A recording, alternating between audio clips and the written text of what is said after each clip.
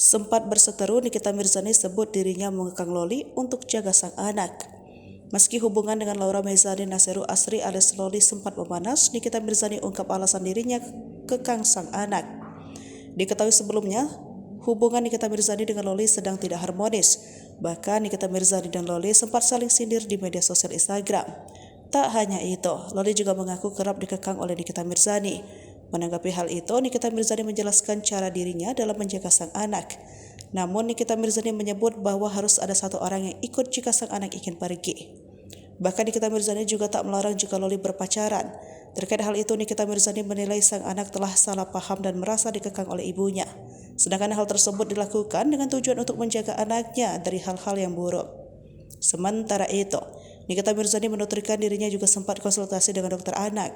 Loli pun disebutkan kini sedang menjalani masa pubernya hingga merasa dikekang dan ingin hidup bebas.